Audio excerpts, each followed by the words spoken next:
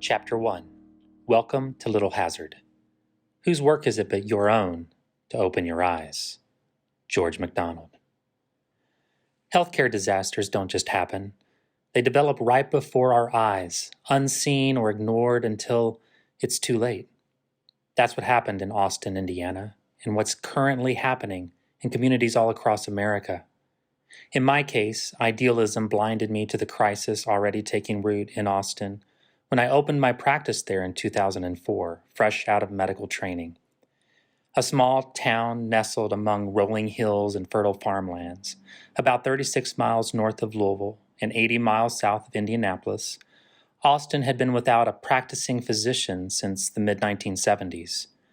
I believed I could make a difference by improving the health and well-being of this community that, other than lacking adequate medical care, seemed to epitomize the quiet tranquility of rural America. Standing under the pure blue sky which spread out wide and open over Austin, I felt the longing for freedom and the pursuit of infinite possibilities. Then, as I explored country roads wandering through miles of farmland, dotted with old farmhouses and modest homes, I felt the spark of nostalgia mixed with the timeless image of the American dream. After all, this is where John Mellencamp's little pink house still stands. Ironically, a dark and deadly secret lurked just behind Austin's outward beauty. Once I began to get to know some of the struggling people I hadn't noticed at first, my initial impressions of this iconic all-American town were shattered. One morning, I stopped at the gas station next to the liquor store in the town's only traffic light. While I was filling up my car, a young woman jumped into my passenger seat, announcing that she needed a ride. I told her I was only going about a mile to my office. "That's fine," she said. "I'm going that way." I paid for the gas and awkwardly got back into my car. Not knowing what to do or say, I began to drive nervously with both hands on the steering wheel. After a minute of silence that seemed like an hour, she said, "I'm looking for work. Is there anything I can do for you?" "No," I responded politely. "I only have a couple of people working for me, and we aren't looking right now." "Are you sure there isn't something I could do for you personally?" she pressed. "What kind of work are you looking for?" I asked, hoping that I could at least connect her to the right people. "Anything. I'm willing to do anything," she said. I mentioned a place or two I thought might be hiring. She seemed confused. "No, that's not the sort of thing I'm looking for," she replied. "But," she said, moving a little closer to me, "I could do something for you." I told her again I wasn't hiring and suggested a temporary work agency, at which point she rolled her eyes and sighed. There was a moment or two of tension before she shifted in her seat to face me more directly. "Look, I'd be willing to do something for you. Anything, just tell me, and I'll do it." I tried to think of anything she might be able to help out with around the office, but nothing came to mind. "I'm sorry," I said apologetically. "I really don't need any help." She sat back with another sigh and crossed her arms. After a few more blocks of awkward silence, we passed the half-century-old walk-up Dairy Queen, and I knew we were getting close to my office, so I thought I'd try one more option. "You know, the Lifelong Learning Center in Scottsburg has programs to help you learn new skills. They could even help you find people that may want to hire you." She just stared at me. Oh well, I tried. When we finally got to my office, she silently shook her head, hopped out of the car, and just walked away without saying a word. I found the only two staff I had at the time waiting as I entered. "Who was that?" asked Elizabeth, my receptionist. I told them what happened, then they both looked at each other and started laughing. "What?" I asked. "Come on, Dr. Cooke," Amy, my nurse, chuckled. "I'll do anything, whatever you want." And that's when it dawned on me, and I felt so stupid. I blushed and laughed at my own naivete. I wasn't just embarrassed, though. I was ashamed. How could I have missed that? What level of hopelessness and despair had led this young woman to try to sell her body?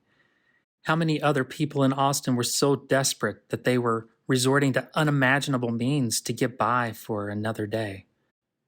It took this encounter with a total stranger to open my eyes and see people right in front of me that I hadn't even noticed before. I had worked hard to become a doctor, and I had learned a lot, but it was becoming clear I didn't know enough about Austin or the people. The story of Austin was more complicated than I could have imagined. Early on, I felt like Samwise Gamgee from The Lord of the Rings when he told Frodo, "I wonder what sort of tale we've fallen into."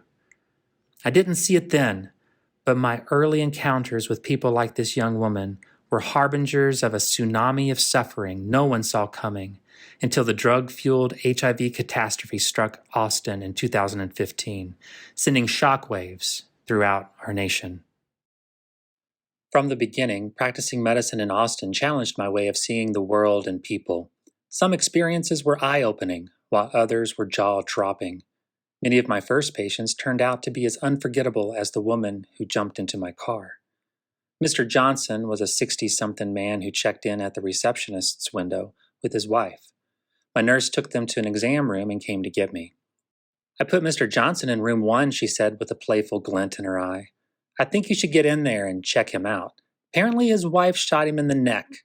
I all but fell out of my chair. "Seriously?" "Welcome to Little Hazard," she chuckled. I grinned nervously. I knew enough of the local history to recognize our town's nickname, which originated from the many residents who hailed from the Appalachian hub of Hazard, Kentucky. There's even a local saying, "A single tank of gas can get you from Hazard to a job at the Austin canning factory." I rushed into the room, dragging my nurse along with me. Not knowing what to expect, I wanted backup. Waiting for me was a middle-aged couple dressed in worn clothes. Both looked as though they had been working outside most of the day. Mr. Johnson sat on the exam table holding a bloody towel against his neck and wearing a guilty look on his face. His wife sat in the chair across from him, with her arms folded, shaking her head at him. I grabbed some gloves. "What happened?" "I shot his ass," she smirked. Stunned, I looked over at my nurse. She just smiled at me. I began to examine Mr. Johnson, frightened of what I'd find hidden under the towel. "Why did you do that?" I asked his wife. "He wouldn't come in to wash when I called him," she said, as if it was obvious. I located a small entrance wound on the right side of his neck, but couldn't find the exit wound. "What did you shoot him with?" "She shot me with a BB gun," Mr. Johnson chimed in.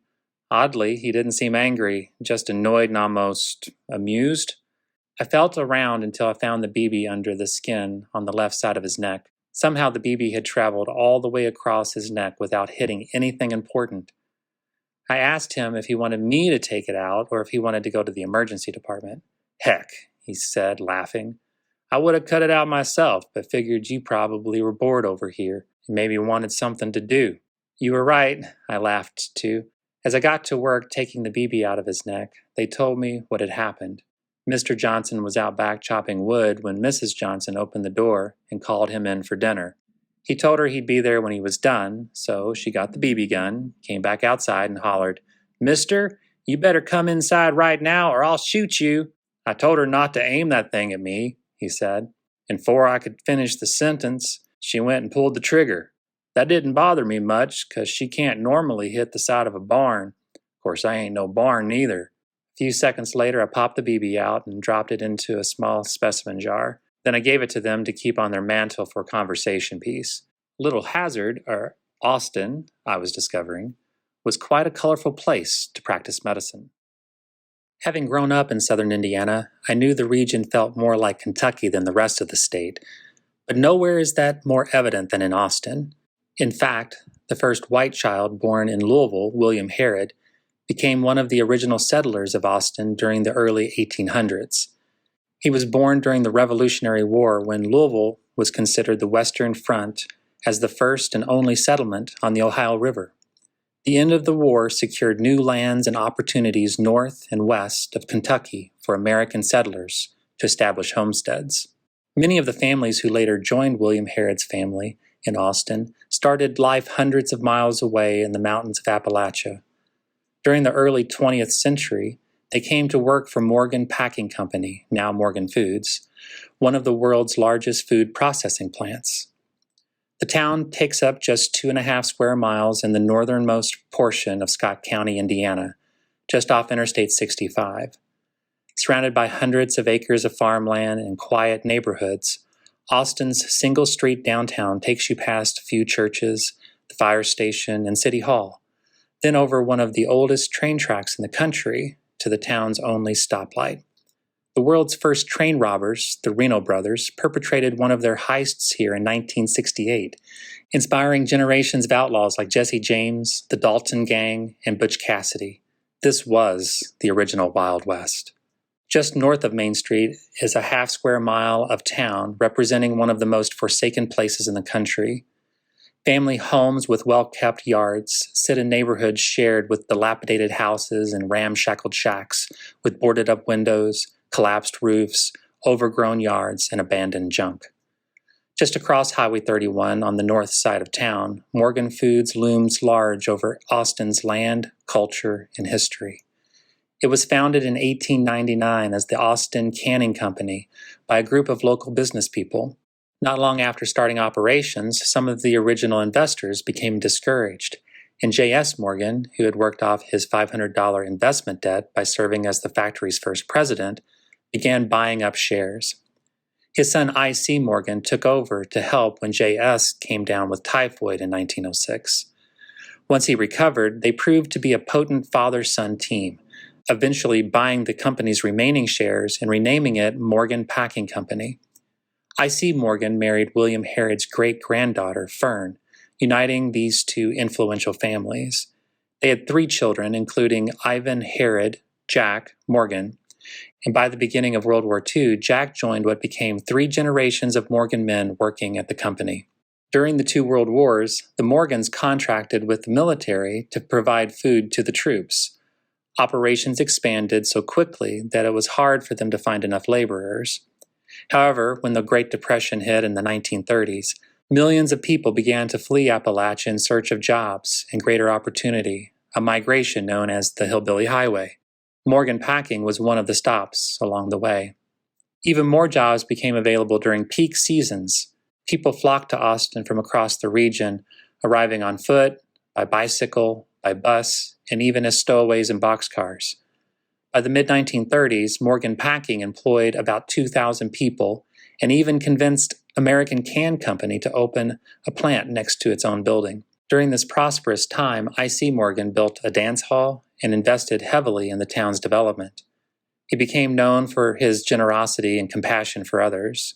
He also built a baseball stadium for the semi-pro team he sponsored, the Austin Packers, which was a main attraction for years. Austin's downtown came alive, and its restaurants and businesses flourished. When laborers became hard to find again during World War II, Morgan Packing was able to rely on the foreign soldiers held in a prisoner of war camp that had been set up adjacent to Morgan Packing.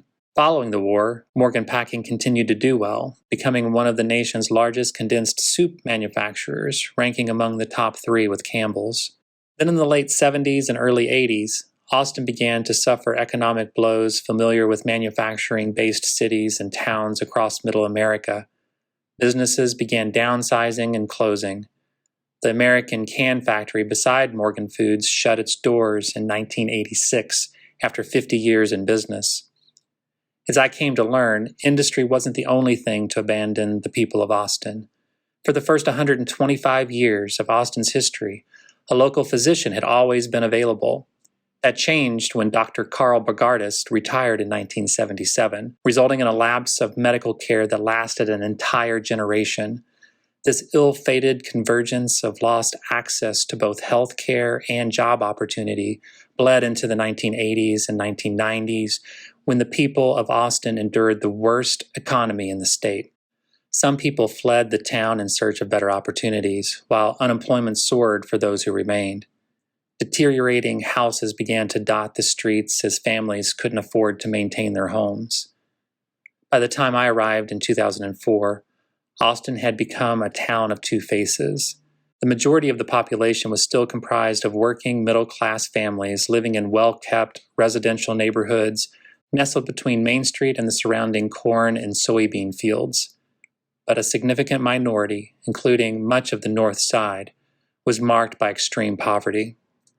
While some people had the means to seek medical attention and economic opportunities in neighboring towns, like the county seat of Scottsburg, Many felt trapped, some families having gone generations without reliable employment or health care.